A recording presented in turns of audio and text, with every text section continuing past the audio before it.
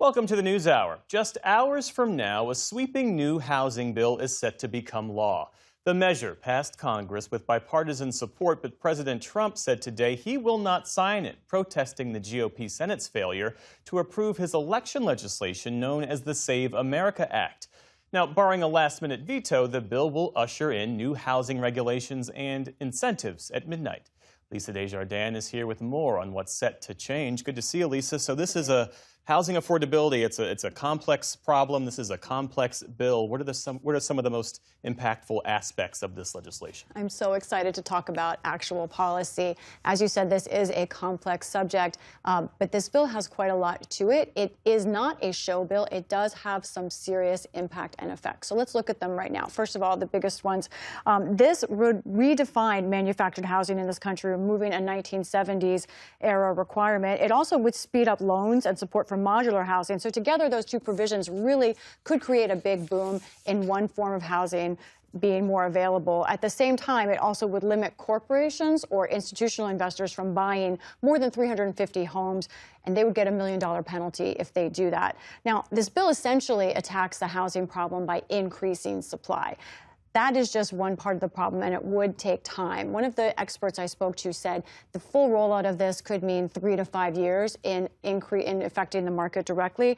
What could happen most quickly? Those manufactured and modular housing pieces. So for years, what happened was manufactured housing had a requirement in this country that had a steel chassis underneath it. That is an outdated requirement, but it's been in place for 50 years. This bill removes that. That could revolutionize how manufactured housing is built and also make it cheaper. Those chassis cost $10,000 each. I spoke to a representative from the Manufactured Housing Institute today. They said this is a game changer, and it's what they see as the future of housing.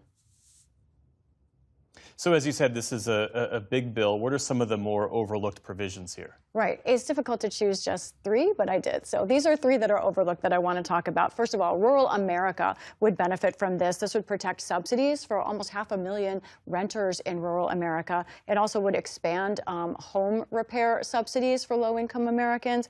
And listen to this. It would encourage more community banks, give them more flexibility.